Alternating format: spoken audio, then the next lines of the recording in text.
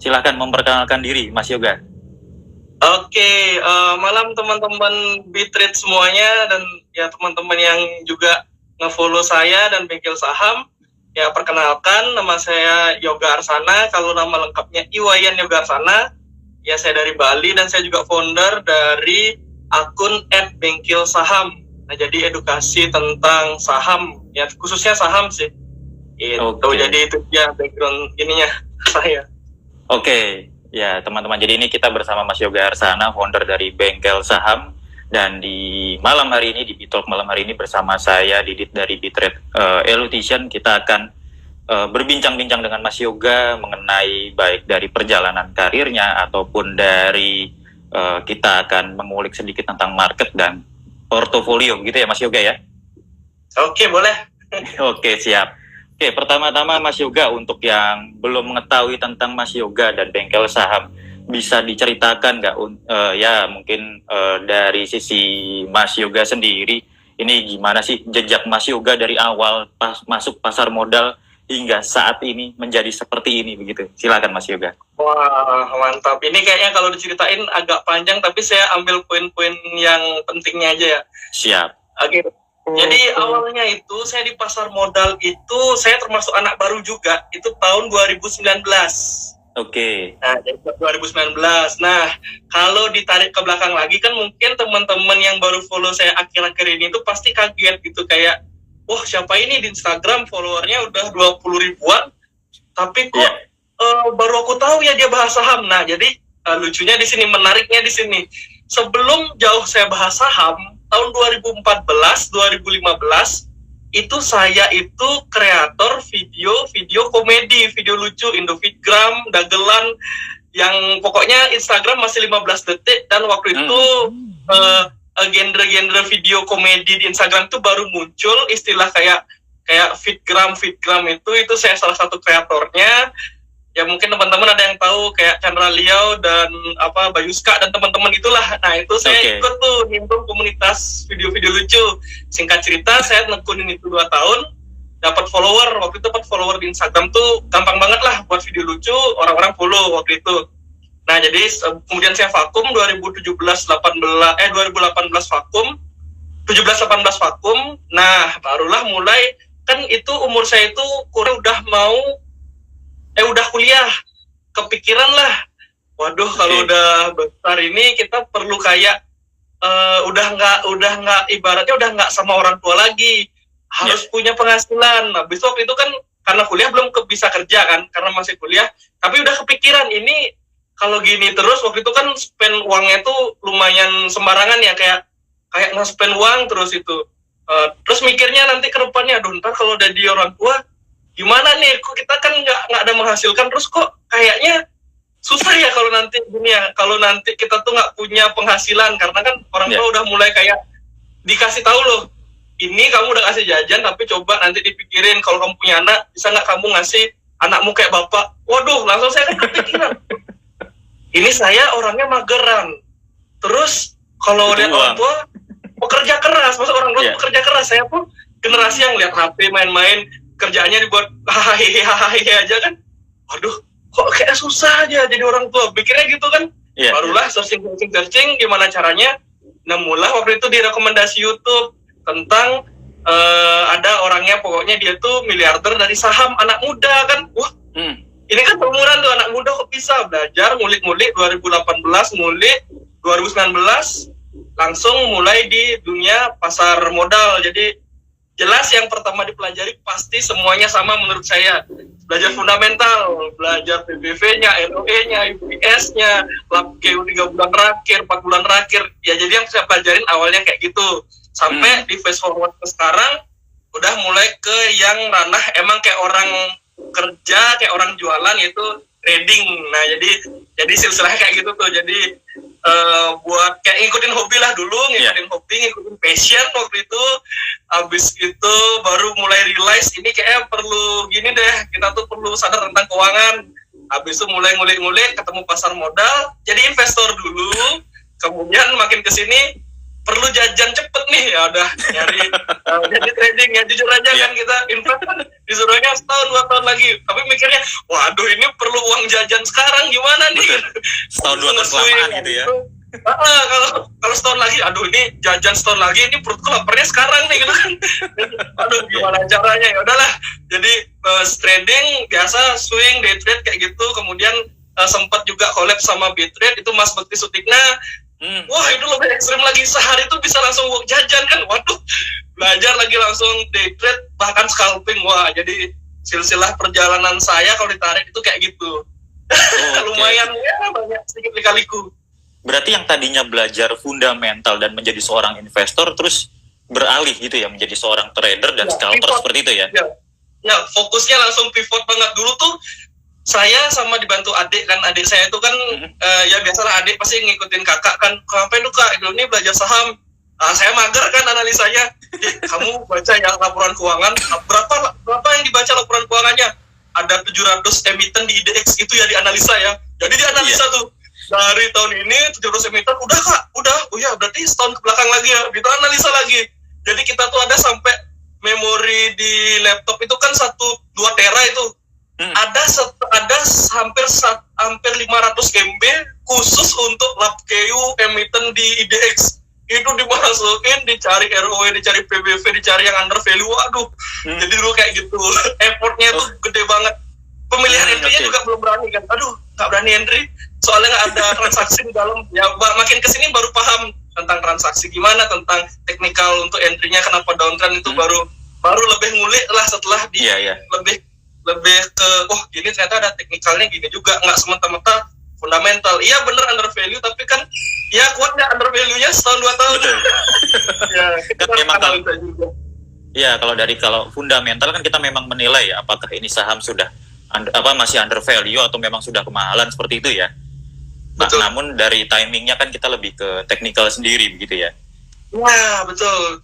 Ya makanya saya kan ada tuh tim-tim yang wah aku fundamental garis keras, wah aku teknikal nggak percaya gini. Kalau saya beda. Ya udah, kalau mau entry-nya teknikal, kalau fundamentalnya bagus ya it's okay. Jadi faktor buying power-nya lebih ada juga. Jadi investor juga tertarik. Kita yang teknikalis juga bagus, apalagi kalau yang scalper lihat rame makin bagus lagi. Jadi saya agak nggak terlalu di kubu yang aku gini garis keras, aku gini, nggak. Saya kubu yang penting saya cuan lah gitu. Betul, IPC.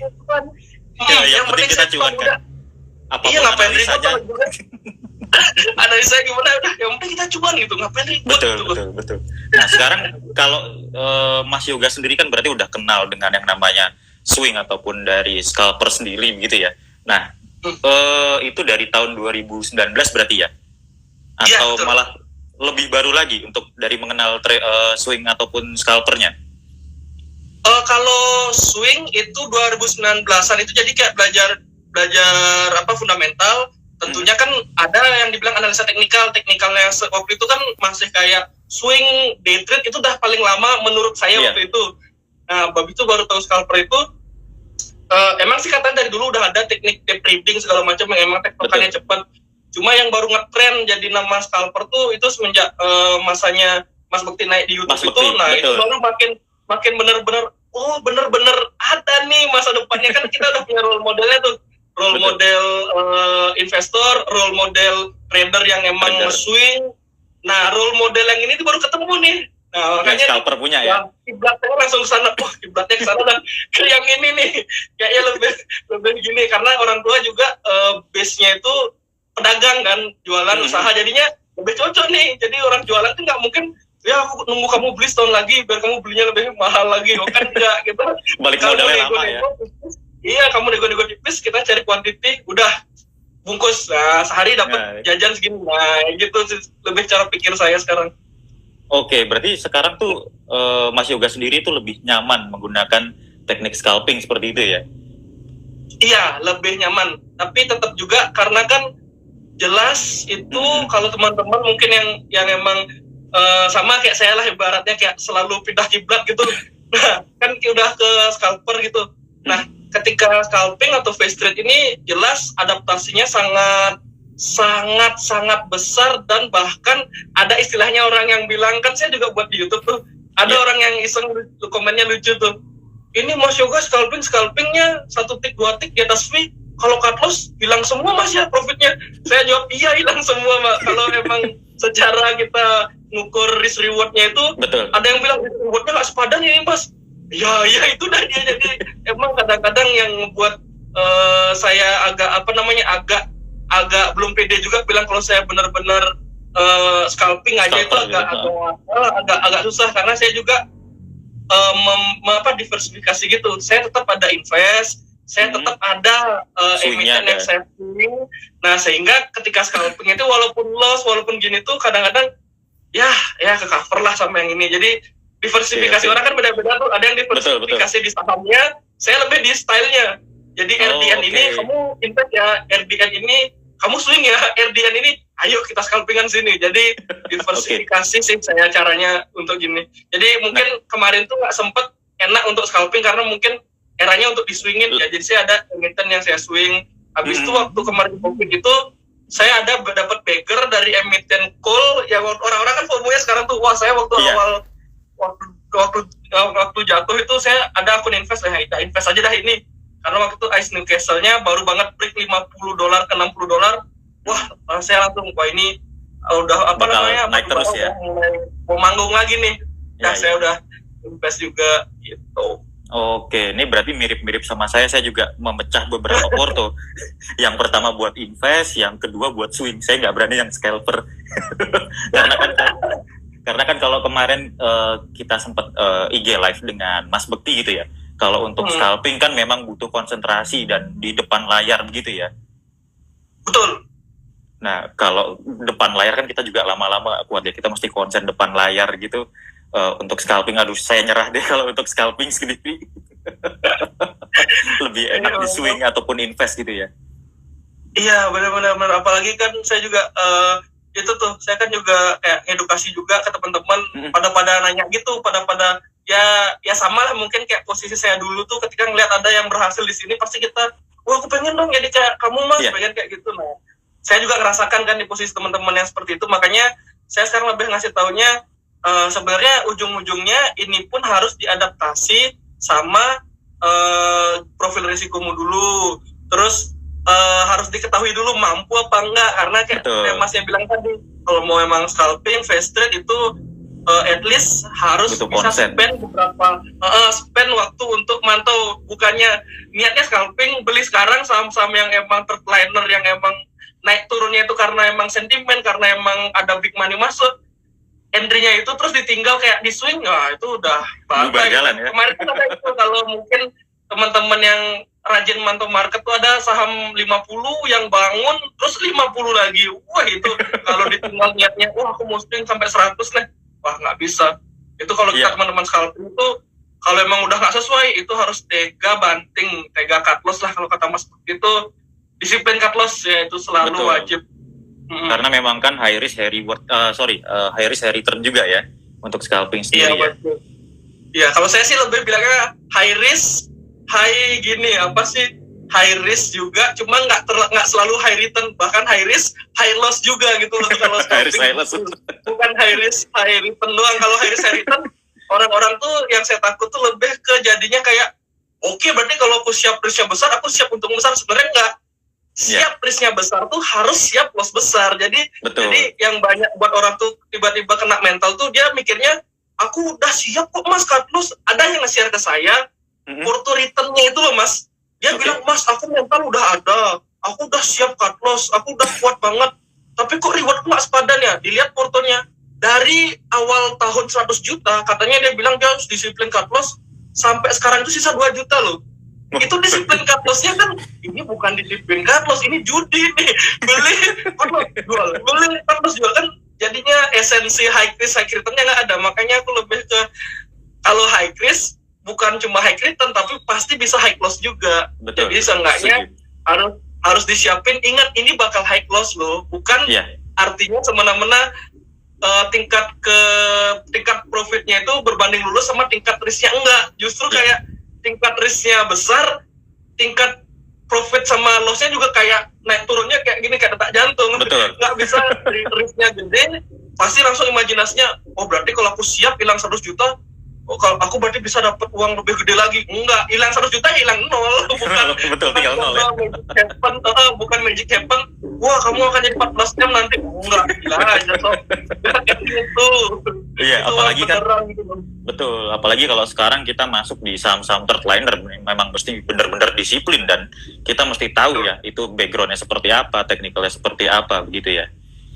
Nah, ini kita kembali nih ke Mas Yoga sendiri. Ini kan sebagai founder bengkel saham ini namanya cukup unik nih.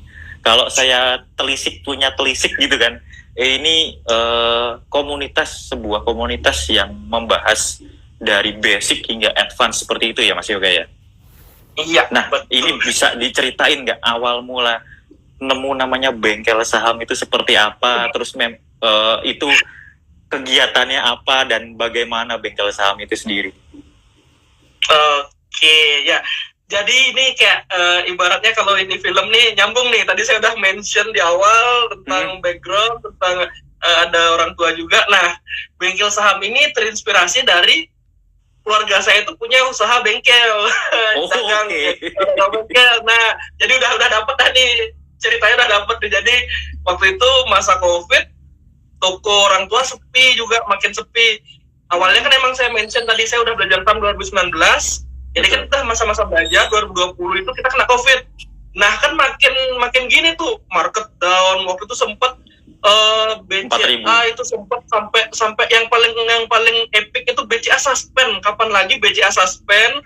Trading halt. Habis itu sehari itu trading halt, IHSG drop. Itu saya menyaksikan dari 5.000 ke 3.000 itu udah, itu lihat porto kebakaran semua. Tapi kan waktu itu bedanya, waktu itu belum belajar kayak cut lossan, kayak mikirnya kan invest karena orang tua punya base, kita punya usaha, kita juga punya bisnis, terus tiba-tiba drop, kan nggak kepikiran untuk gini, yang ada kita pikiran ayo average down lagi kan gitu, karena waktu invest gitu mikirnya. Nah lama-kelamaan drop, habis itu ekonomi, saya kan tinggal di Bali, ekonomi Bali sepi tuh, langsung ya udahlah coba lihat-lihat di saham, ternyata saham banyak ada potensi kan, banyak di web yang mantul-mantulnya cepat-cepat itu, mulai tertarik tuh. Nah setelah itu barulah kepikiran, ini kayaknya saya kan soalnya sering lihat akun edukasi saham kan, enak nih kalau saya punya akun satu yang ngedukasi juga tentang saham, karena kan trading kayak di saham sendiri tuh kayak sepi gitu. Saya juga emang base-nya itu kayak kreator kan, karena dulu saya kreator video-video, kepikiran lagi, gimana kalau buat akun base yang emang ngedukasi, karena saya ngerti kok perasaan bingung pengen belajar tentang saham. Waktu itu tuh langsung semua siapapun yang buat akun-akun saham, bahas saham tuh tiba-tiba naik daun kan, aku buat juga nih, aku kan nggak mau ketinggalan lah, kayak aku mau juga aku buat. Apalagi saya ngerti nge-create konten kan, saya buat konten, namanya kepikiran nama, ini di bengkel, soalnya nama sahamnya itu waktu itu banyak banget ya, saya nggak bisa sebut, ada banyak nama belakangnya saham. Saya bingung namanya apa ya biar gampang diingat, maunya namanya yang serius-serius kan, tapi saya mikir ini saya belum tentu cuan juga kalau buat profit saham segala macam, terlalu mainstream. Kepikiran lah satu nama, lagi di bengkel ya, soalnya teman-teman bilang kamu nggak ke bengkel, iya bengkel saham gitu. Jadi itu dia lahirnya bengkel saham, di mana langsung saya pikir juga apa gunanya, bengkel saham kayak nge-service finansial kamu lah di sini, ya, terutama tentang saham. Itu sih ceritanya, jadi ya agak bawa ke latar belakang pribadi sih sebenarnya.